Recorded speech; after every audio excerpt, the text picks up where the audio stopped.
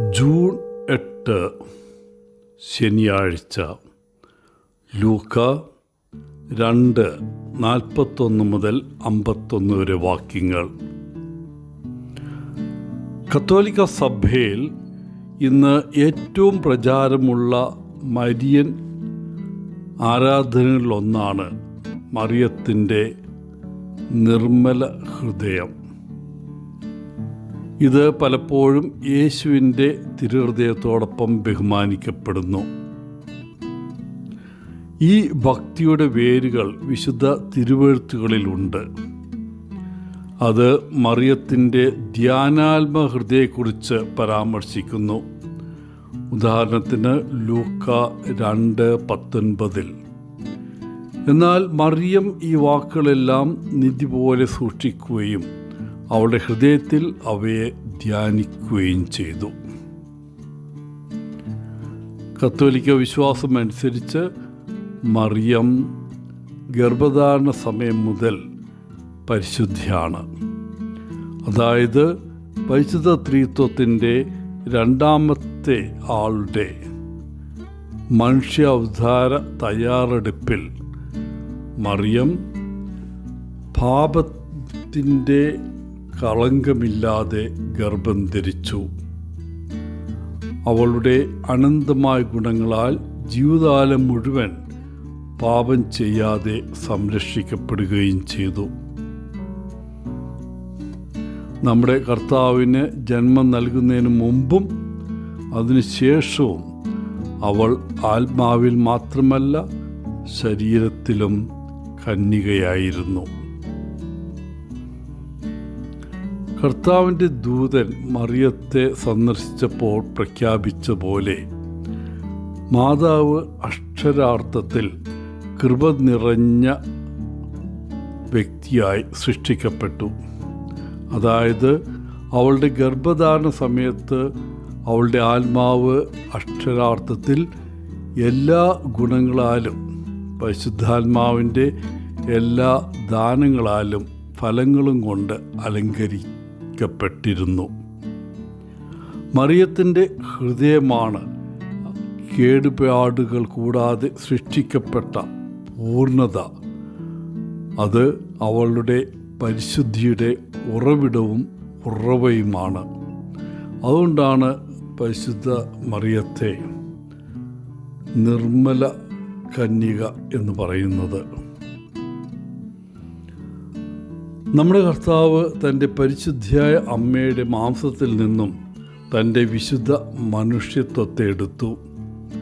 ക്രിസ്തുവിൻ്റെ ഹൃദയം മറിയത്തിൻ്റെ ഹൃദയത്തിൽ നിന്നെടുത്തതാണ്. കാൽവരിയിൽ യേശുവിൻ്റെയും മറിയത്തിൻ്റെയും പൂർണ്ണ ഹൃദയങ്ങൾ മനുഷ്യരാശിയുടെ രക്ഷയ്ക്കായി ഒന്നിച്ചു. അതുകൊണ്ടാണ് ഈ രണ്ട് ഹൃദയങ്ങളെയും ഒരുമിച്ച് നമ്മൾ ബഹുമാനിക്കുന്നത്. മനുഷ്യരാശിയുള്ള ക്രിസ്തുവിൻ്റെ ജ്വലിക്കുന്ന സ്നേഹത്തിൻ്റെ ഉറവിടം യേശുവിൻ്റെ തിരുഹൃദയമാണെങ്കിലും അവനോടുള്ള മനുഷ്യരാശിയുടെ നിസ്സംഗതയാൽ വലിയ തോതിൽ തള്ളപ്പെടുമ്പോൾ ദൈവത്തോടുള്ള നമ്മുടെ മാതാവിൻ്റെ ജ്വലിക്കുന്ന സ്നേഹത്തിൻ്റെയും ആത്മാക്കളെ കൊണ്ടുവരാനുള്ള അവളുടെ ആഗ്രഹത്തിൻ്റെ ഉറവിടം മറിയത്തിൻ്റെ വിമല ഹൃദയമാണ്. അവളുടെ മകൻ അവളുടെ സ്നേഹത്തിനെതിരായ മനുഷ്യരാശിയുടെ കുറ്റകൃത്യങ്ങളിൽ പലപ്പോഴും രോഷാകുലനാണ്. പെസഹ തിരുനാൾ ആഘോഷിക്കാൻ മറിയവും ജോസഫും തങ്ങളുടെ 12 വയസ്സ് പ്രായമുള്ള മകനെയും കൊണ്ട് ജെറുസലേമിലേക്ക് പോയ വിവരണമാണ് ഇന്നത്തെ സുവിശേഷ ഭാഗം.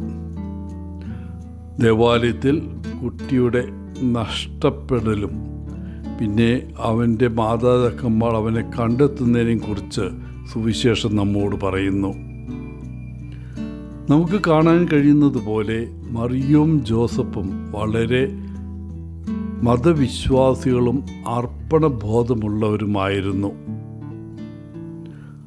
പെസഹ കാലത്ത് ജെറൂസലേമിലെ വിശുദ്ധ ദേവാലയം സന്ദർശിക്കുവാനുള്ള യഹൂദ പാരമ്പര്യം അവർ പാലിച്ചു. 12 വയസ്സുള്ളപ്പോൾ യേശു തൻ്റെ മാതാപിതാക്കളോടൊപ്പം നസ്രത്തിൽ നിന്ന് 100 കിലോമീറ്റർ അകലെയുള്ള ജെറുസലേമിലേക്ക് പോയി, മിക്കവാറും കാൽനടയായി. ഇന്ന് പലയിടത്തും ധാരാളം പള്ളികളുണ്ട്. എന്നാൽ പല മാതാപിതാക്കൾക്കും അവരുടെ കുട്ടികളുമായി ദേവാലയത്തിൽ പോകാൻ ഒട്ടും സമയമില്ല.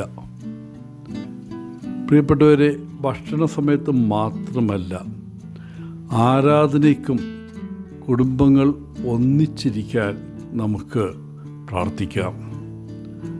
മക്കളെ പരിപാലിക്കാൻ മാതാപിതാക്കൾക്ക് ആഗ്രഹം ഉണ്ടാകട്ടെ.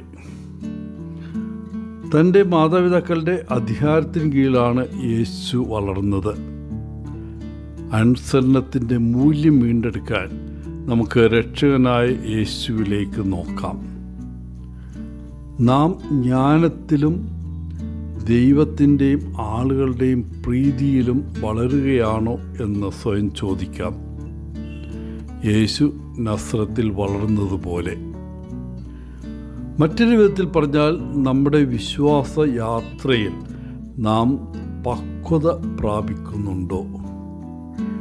ദൈവവുമായുള്ള നമ്മുടെ ബന്ധം കൂടുതൽ ആഴത്തിൽ വളരുന്നുണ്ടോ എന്നെല്ലാം ആത്മപരിശോധന ചെയ്യാം.